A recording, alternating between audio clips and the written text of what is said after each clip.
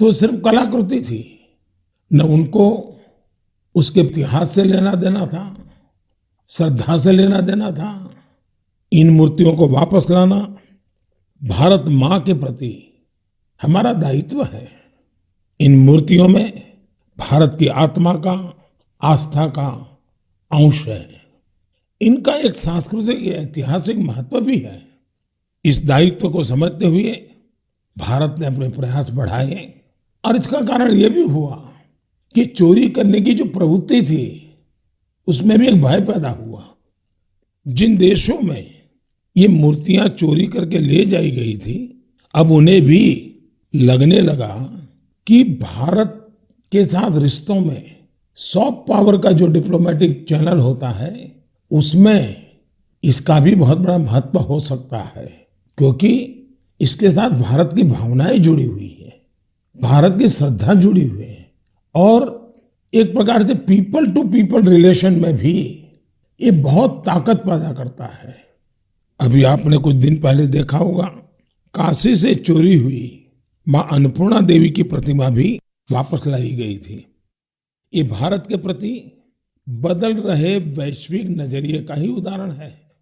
साल 2013 तक करीब करीब 13 प्रतिमाएं भारत आई थी, लेकिन पिछले 7 साल में 200 से ज्यादा बहुमूल्य प्रतिमाओं को भारत सफलता के साथ वापस ला चुका है।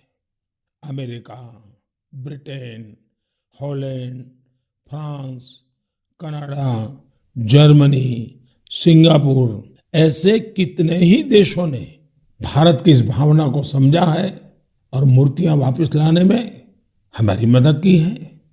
मैं पिछले साल सितंबर में जब अमेरिका गया था तो वहां मुझे काफी पुरानी पुरानी कई सारी प्रतिमाएं और सांस्कृतिक महत्व की अनेक चीजें प्राप्त हुई।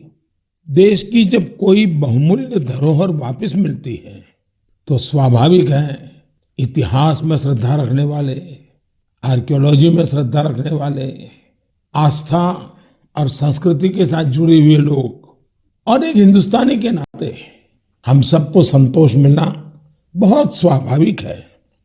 साथियों, भारतीय संस्कृति और अपनी धरोहर की बात करते हुए मैं आज आपको मन की बात में 2 लोगों से मिलवाना चाहता हूं। इन दिनों फेसबुक, ट्विटर और इंस्टाग्राम पर तंजानिया की 2 भाई बहन किली पॉल और उनकी बहन नीमा ये बहुत चर्चा में है और मुझे पक्का भरोसा है आपने भी उनके बारे में जरूर सुना होगा। उनके अंदर भारतीय संगीत को लेकर एक जुनून है, एक दीवानगी है और इसी वजह से वे काफी लोकप्रिय भी हैं। लिप सिंक के उनके तरीके से पता चलता है कि इसके लिए वे कितनी ज्यादा मेहनत करते हैं। हाल ही में गणतंत्र दिवस के अवसर पर हमारा राष्ट्रगान जन गण मन गाते हुए उनका वीडियो खूब वायरल हुआ था। कुछ दिन पहले उन्होंने लता दीदी का एक गाना गाकर उनको भी भावपूर्ण श्रद्धांजलि भी दी थी। मैं इस अद्भुत क्रिएटिविटी के लिए इन दोनों भाई बहन किली और नीमा उनकी बहुत सराहना करता हूं। कुछ दिन पहले तंजानिया में भारतीय दूतावास में इन्हें सम्मानित भी किया गया है। भारतीय संगीत का जादू ही कुछ ऐसा है जो सबको मोह लेता है। मुझे याद है कुछ वर्ष पहले दुनिया के 150 से ज्यादा देशों के गायकों, संगीतकारों ने अपने अपने देश में अपनी अपनी वेशभूषा में पूज्य बापू का प्रिय, महात्मा गांधी का प्रिय भजन वैष्णव भजन गाने का सफल प्रयोग किया था। आज जब भारत अपनी आजादी के 75वां वर्ष का महत्वपूर्ण पर्व मना रहा है तो देशभक्ति के गीतों को लेकर भी ऐसे प्रयोग किए जा सकते हैं जहां विदेशी नागरिकों को, वहां के प्रसिद्ध गायकों को भारतीय देशभक्ति के गीत गाने के लिए आमंत्रित करें। इतना ही नहीं, अगर तंजानिया में किली और नीमा भारत के गीतों को इस प्रकार से लिप सिंक कर सकते हैं, तो क्या मेरे देश में, हमारे देश की कई भाषाओं में कई प्रकार के गीत हैं, क्या हम कोई गुजराती बच्चे तमिल गीत पर करें, कोई केरल के बच्चे असमिया गीत पर करें, कोई कन्नड़ बच्चे जम्मू कश्मीर के गीतों पर करें? एक ऐसा माहौल बना सकते हैं हम जिसमें एक भारत श्रेष्ठ भारत हम अनुभव कर सकेंगे। इतना ही नहीं, हम आजादी के अमृत महोत्सव को एक नए तरीके से जरूर मना सकते हैं। मैं देश के नौजवानों से आह्वान करता हूं, आइए भारतीय भाषाओं के जो पॉपुलर गीत हैं उनको आप अपने तरीके से वीडियो बनाइए, बहुत पॉपुलर हो जाएंगे आप, और देश की विविधताओं का नई पीढ़ी को परिचय होगा। मेरे प्यारे देशवासियों, अभी कुछ दिन पहले ही हमने मातृभाषा दिवस मनाया। जो विद्वान लोग हैं वो मातृभाषा शब्द कहाँ से आया, इसकी उत्पत्ति कैसे हुई, इसे लेकर बहुत एकेडमिक इनपुट दे सकते हैं। मैं तो मातृभाषा के लिए यही कहूंगा कि जैसे हमारे जीवन को हमारी माँ गढ़ती है, वैसे ही मातृभाषा भी हमारे जीवन को गढ़ती है। माँ और मातृभाषा दोनों मिलकर जीवन की फाउंडेशन को मजबूत बनाते हैं, चिरंजीव बनाते हैं। जैसे हम अपनी माँ को नहीं छोड़ सकते, वैसे ही अपनी मातृभाषा को भी नहीं छोड़ सकते। मुझे बरसों पहले की एक बात याद है। जब मुझे अमेरिका जाना हुआ तो अलग अलग परिवारों में जाने का मौका मिलता था कि एक बार मेरा एक तेलुगु परिवार में जाना हुआ और मुझे एक बहुत खुशी का दृश्य वहां देखने को मिला। उन्होंने मुझे बताया कि हम लोगों ने परिवार में नियम बनाया है कि कितना ही काम क्यों न हो, लेकिन अगर हम शहर के बाहर नहीं है तो परिवार के सभी सदस्य डिनर टेबल पे बैठ के साथ में लेंगे। और दूसरा, डिनर के टेबल पे कंपलसरी हर कोई तेलुगु भाषा में ही बोलेगा। जो बच्चे वहां पैदा हुए थे उनके लिए भी ये नियम था। अपनी मातृभाषा के प्रति ये प्रेम देखकर इस परिवार से मैं बहुत प्रभावित हुआ था। साथियों, आजादी के 75 साल बाद भी कुछ लोग ऐसे मानसिक द्वंद में जी रहे हैं जिसके कारण उन्हें अपनी भाषा, अपने पहनावे, अपने खान पान को लेकर एक संकोच होता है, जबकि विश्व में कहीं और ऐसा नहीं है। हमारी मातृभाषा है, हमें उसे गर्व के साथ बोलना चाहिए। और हमारा भारत तो भाषाओं के मामले में इतना समृद्ध है कि उसकी तुलना ही नहीं हो सकती। हमारी भाषाओं की सबसे बड़ी खूबसूरती ये है कि कश्मीर से कन्याकुमारी तक, कच्छ से कोहिमा तक सैकड़ों भाषाएं, हजारों बोलियां एक दूसरे से अलग लेकिन एक दूसरे में रची बसी हुई है। भाषा अनेक, भाव एक। सदियों से हमारी भाषाएं एक दूसरे से सीखते हुए खुद को परिष्कृत करते रही है, एक दूसरे का विकास कर रही है। भारत में विश्व की सबसे पुरानी भाषा तमिल है और इस बात का हर भारतीय को गर्व होना चाहिए कि दुनिया की इतनी बड़ी विरासत हमारे पास है। उसी प्रकार से जितने पुराने धर्मशास्त्र हैं उसकी अभिव्यक्ति भी हमारी संस्कृत भाषा में है। भारत के लोग करीब 121, यानी हमें गर्व होगा, 121 प्रकार की मातृभाषाओं से जुड़े हुए हैं और इनमें 14 भाषाएं तो ऐसी हैं जो 1 करोड़ से भी ज्यादा लोग रोजमर्रा की जिंदगी में बोलते हैं। यानी जितनी कई यूरोपियन देशों की कुल जनसंख्या नहीं है, उससे ज्यादा लोग हमारे यहाँ अलग अलग 14 भाषाओं से जुड़े हुए हैं। साल 2019 में हिंदी दुनिया की सबसे ज्यादा बोली जाने वाली भाषाओं में तीसरे क्रमांक पर थी। इस बात का भी हर भारतीय को गर्व होना चाहिए। भाषा केवल अभिव्यक्ति का ही माध्यम नहीं है, बल्कि भाषा समाज की संस्कृति और विरासत को भी सहेजने का काम करती है। अपनी भाषा की विरासत को सहेजने का ऐसा ही काम सूरीनाम में सुरजन परोही जी कर रहे हैं। इस महीने की 2 तारीख को वो 84 वर्ष के हुए हैं। उनके पूर्वज भी बरसों पहले हजारों श्रमिकों के साथ रोजी रोटी के लिए सूरीनाम गए थे। सुरजन परोही जी हिंदी में बहुत अच्छी कविता लिखते हैं। वहां के राष्ट्रीय कवियों में उनका नाम लिया जाता है। यानी आज भी उनके दिल में हिंदुस्तान धड़कता है। उनके कार्यों में हिंदुस्तानी मिट्टी की महक है। सूरीनाम के लोगों ने सुरजन परोही जी के नाम पर एक संग्रहालय भी बनाया है। मेरे लिए ये बहुत सुखद है कि साल 2015 में मुझे उन्हें सम्मानित करने का अवसर मिला था। साथियों, आज के दिन यानी 27 फरवरी को मराठी भाषा गौरव दिवस भी है। सर्व मराठी बंधू भगिनींना मराठी भाषा दिनाच्या हार्दिक शुभेच्छा।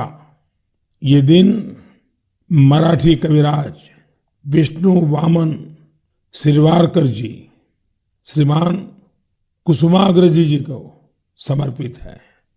आज ही कुसुमाग्रज जी की जन्म जयंती भी है। कुसुमाग्रज जी ने मराठी में कविताएं लिखी, अनेकों नाटक लिखे, मराठी साहित्य को नई ऊंचाई दी। साथियों, हमारे यहाँ भाषा की अपनी खूबियां हैं। मातृभाषा का अपना विज्ञान है। इस विज्ञान को समझते हुए ही राष्ट्रीय शिक्षा नीति में स्थानीय भाषा में पढ़ाई पर जोर दिया गया है। हमारे प्रोफेशनल कोर्सेज भी स्थानीय भाषा में पढ़ाए जाए, इसका प्रयास हो रहा है। आजादी के अमृत काल में इस प्रयासों को हम सब ने मिलकर के बहुत गति देनी चाहिए। ये स्वाभिमान का काम है। मैं चाहूंगा आप जो भी मातृभाषा बोलते हैं उसकी खूबियों के बारे में अवश्य जानें और कुछ न कुछ लिखें। साथियों, कुछ दिनों पहले मेरी मुलाकात मेरे मित्र और केनिया के पूर्व प्रधानमंत्री राइला ओडिंगा जी से हुई थी। ये मुलाकात दिलचस्प तो थी ही, लेकिन बहुत भावुक थी। हम बहुत अच्छे मित्र रहे तो खुल करके काफी बातें भी कर लेते हैं। जब हम दोनों बातें कर रहे थे तो ओडिंगा जी ने अपनी बिटिया के बारे में बताया। उनकी बेटी रोजमेरी को ब्रेन ट्यूमर हो गया था और इस वजह से उन्हें अपनी बिटिया की सर्जरी करानी पड़ी थी। लेकिन उसका एक दुष्परिणाम यह हुआ कि रोजमेरी की आंखों की रोशनी करीब करीब चली गई, दिखाई देना ही बंद हो गया। अब आप कल्पना कर सकते हैं उस बेटी का क्या हाल हुआ होगा, और एक पिता की स्थिति का भी हम अंदाज लगा सकते हैं, उनकी भावनाओं को समझ सकते हैं। उन्होंने दुनिया भर के अस्पतालों में, कोई भी दुनिया का बड़ा देश ऐसा नहीं होगा कि जहां उन्होंने बेटी के इलाज के लिए भरपूर कोशिश न की हो। दुनिया के बड़े बड़े देश छान मारे, लेकिन कोई सफलता नहीं मिली और एक प्रकार से सारी आशाएं छोड़ दी। पूरे घर में एक निराशा का वातावरण बन गया। इतने में किसी ने उनको भारत में आयुर्वेद के इलाज के लिए आने के लिए सुझाव दिया। अब वो बहुत कुछ कर चुके थे, थक भी चुके थे, फिर भी उनको लगा कि चलो भाई एक बार ट्राई करें क्या होता है। वे भारत आए, केरला के एक आयुर्वेदिक अस्पताल में अपनी बेटी का इलाज करवाना शुरू किया। काफी समय बेटी यहां रही। आयुर्वेद के इस इलाज का असर ये हुआ कि रोज मेरी की आंखों की रोशनी काफी हद तक वापस लौट आई। आप कल्पना कर सकते हैं कि जैसे एक नया जीवन मिल गया। और रोशनी तो रोजमर्रा के जीवन में आई, लेकिन पूरे परिवार में एक नई रोशनी, नई जिंदगी आ गई। और ओडिंगा जी इतने भावुक होकर के बात मुझे बता रहे थे कि उनकी इच्छा है कि भारत के जो आयुर्वेद का ज्ञान है, विज्ञान है, वो केन्या में ले जाएं। जिस प्रकार के प्लांट्स इसमें काम आते हैं, उन प्लांट की खेती करेंगे और इसका लाभ अधिक लोगों को मिले, इसके लिए वो पूरा प्रयास करेंगे। मेरे लिए बहुत खुशी की बात है कि हमारी धरती और परंपरा से किसी के जीवन से इतना बड़ा कष्ट दूर हुआ। और ये सुनकर के आपको भी खुशी होगी। कौन भारतवासी होगा जिसको इसका गर्व न हो। हम सभी जानते हैं कि ओडिंगा जी ही नहीं, बल्कि दुनिया के लाखों लोग आयुर्वेद से ऐसे ही लाभ उठा रहे हैं। ब्रिटेन के प्रिंस चार्ल्स भी आयुर्वेद के बहुत बड़े प्रशंसकों में से एक है। जब भी मेरी उनसे मुलाकात होती है, वो आयुर्वेद का जिक्र जरूर करते हैं। उन्हें भारत के कई आयुर्वेदिक संस्थाओं की जानकारी भी है। साथियों, पिछले 7 वर्षों में देश में आयुर्वेद के प्रचार प्रसार पर बहुत ध्यान दिया गया है। आयुष मंत्रालय के गठन से चिकित्सा और स्वास्थ्य से जुड़े हमारे पारंपरिक तरीकों को लोकप्रिय बनाने के संकल्प को और मजबूती मिली है। मुझे इस बात की बहुत खुशी है कि पिछले कुछ समय में आयुर्वेद के क्षेत्र में भी कई नए स्टार्टअप सामने आए हैं। इसी महीने की शुरुआत में आयुष स्टार्टअप चैलेंज शुरू हुआ था। इस चैलेंज का लक्ष्य इस क्षेत्र में काम करने वाले स्टार्टअप्स को आइडेंटिफाई करके उन्हें सपोर्ट करना है। इस क्षेत्र में काम कर रहे युवाओं से मेरा आग्रह है कि वे इस चैलेंज में जरूर हिस्सा लें। साथियों, एक बार जब लोग मिलकर के कुछ करने की ठान ले तो वो अद्भुत चीजें कर जाते हैं। समाज में कई ऐसे बड़े बदलाव हुए हैं जिनमें जन भागीदारी, सामूहिक प्रयास इसकी बहुत बड़ी भूमिका रही है। मिशन जल थल नाम का ऐसा ही एक जन आंदोलन कश्मीर के श्रीनगर में चल रहा है। यह श्रीनगर की झीलों और तालाबों की साफ सफाई और उनकी पुरानी रौनक लौटाने का एक अनोखा प्रयास है। मिशन जल थल का फोकस कुशलसार और गिलसार पर है। जन भागीदारी के साथ साथ इसमें टेक्नोलॉजी की भी बहुत मदद ली जा रही है। कहां कहां अतिक्रमण हुआ है, कहां अवैध निर्माण हुआ है, इसका पता लगाने के लिए इस क्षेत्र का बाकायदा सर्वे कराया गया। इसके साथ ही प्लास्टिक वेस्ट को हटाने और कचरे की सफाई का अभियान भी चलाया गया।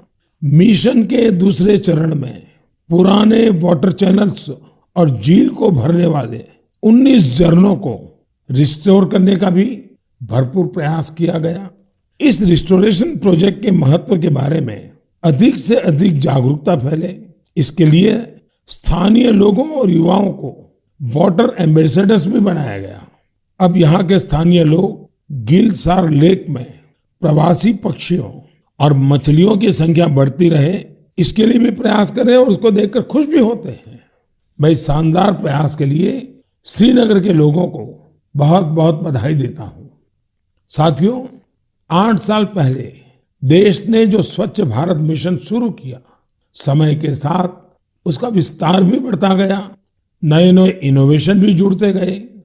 भारत में आप कहीं पर भी जाएंगे तो पाएंगे कि हर तरफ स्वच्छता के लिए कोई न कोई प्रयास जरूर हो रहा है। असम के कोकराझार में ऐसे ही एक प्रयास के बारे में मुझे पता चला है। यहाँ मॉर्निंग वॉकर्स के एक समूह ने स्वच्छ और हरित कोकराझार मिशन के तहत बहुत प्रशंसनीय पहल की है। इन सब ने नए फ्लाईओवर क्षेत्र में 3 किलोमीटर लंबी सड़क की सफाई कर स्वच्छता का प्रेरक संदेश दिया। इसी प्रकार विशाखापट्टनम में स्वच्छ भारत अभियान के तहत पॉलीथीन के बजाय कपड़े के थैलों को बढ़ावा दिया जा रहा है। यहाँ के लोग पर्यावरण को स्वच्छ रखने के लिए सिंगल यूज प्लास्टिक उत्पादों के खिलाफ अभियान भी चला रहे हैं। इसके साथ ही साथ ये लोग घर पर ही कचरे को अलग करने के लिए जागरूकता भी फैला रहे हैं। मुंबई के सोमिया कॉलेज के स्टूडेंट्स ने स्वच्छता के अपने अभियान में सुंदरता को भी शामिल कर लिया है। इन्होंने कल्याण रेलवे स्टेशन की दीवारों को सुंदर पेंटिंग से सजाया है। राजस्थान के सवाई माधोपुर का भी प्रेरक उदाहरण मेरी जानकारी में आया है।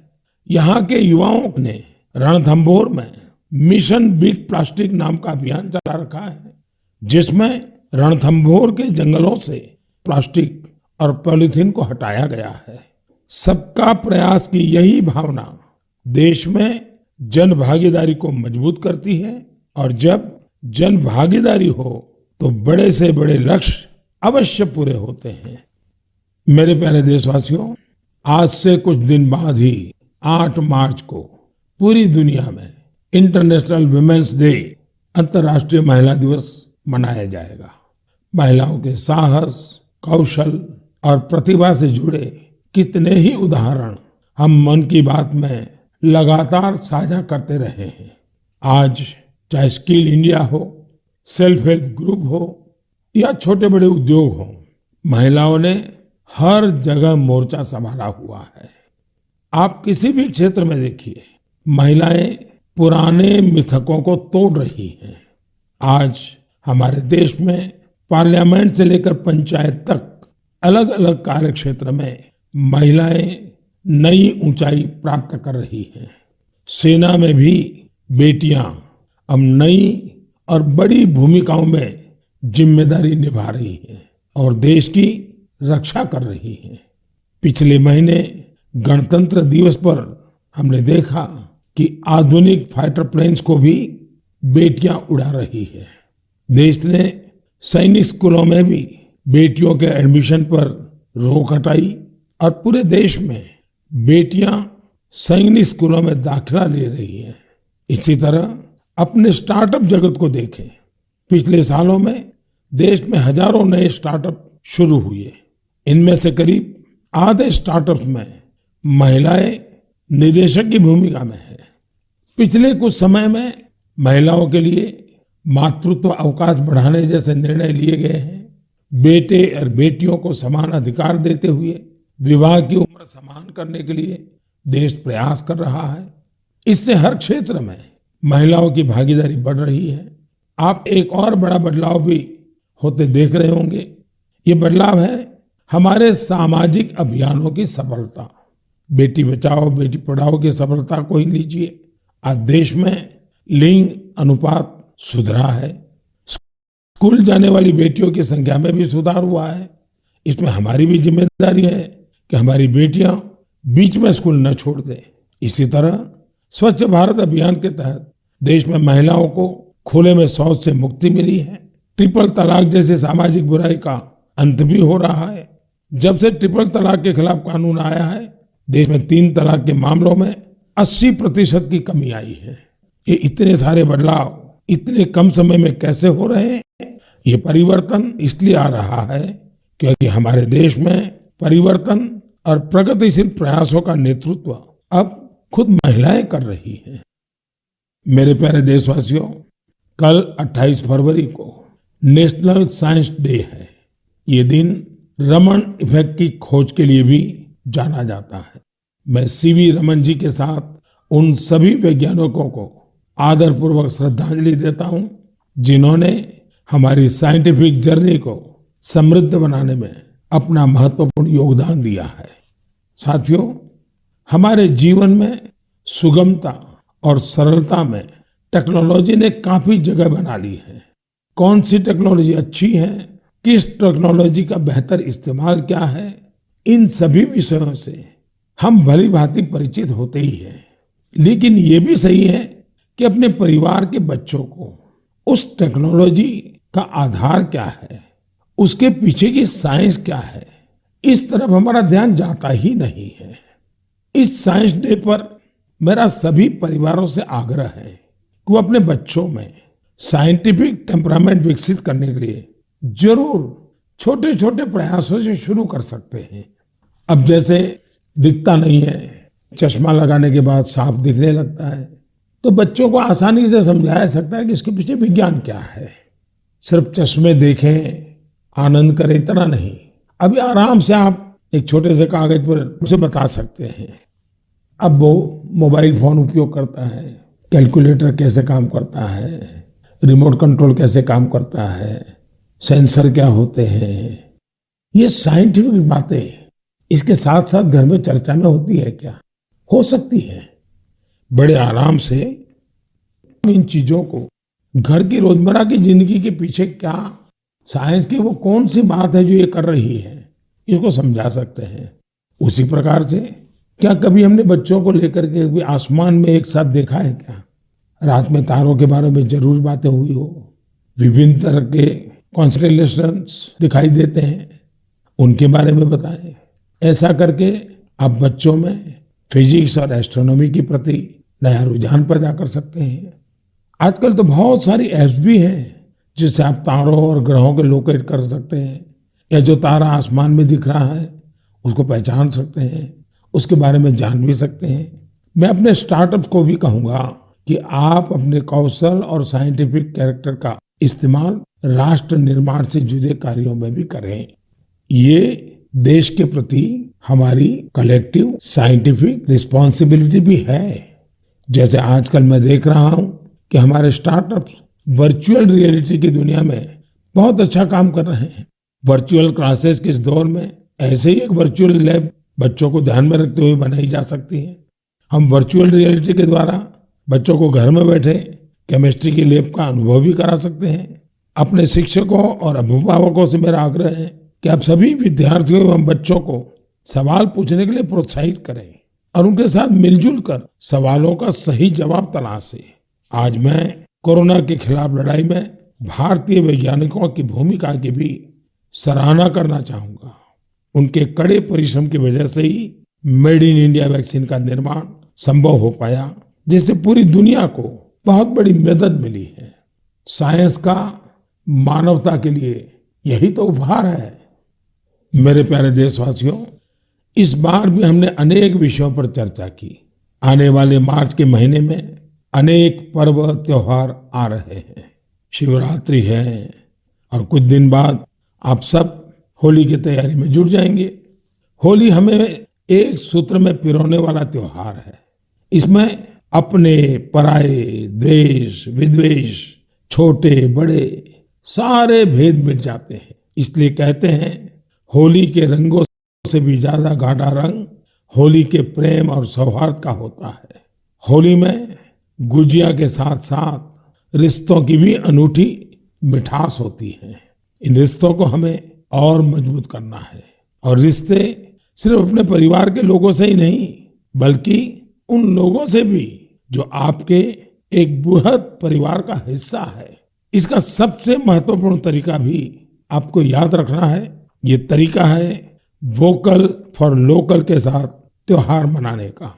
आप त्योहारों पर स्थानीय उत्पादों की खरीदी करें, जिससे आपके आसपास रहने वाले लोगों के जीवन में भी रंग भरे, रंग रहे, उमंग रहे।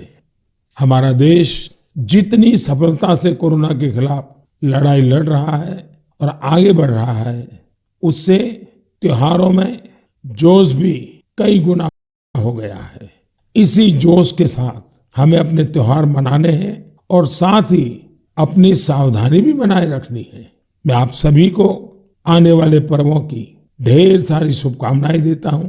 मुझे हमेशा आपकी बातों का, आपके पत्रों का, आपके संदेशों का इंतजार रहेगा। बहुत बहुत धन्यवाद।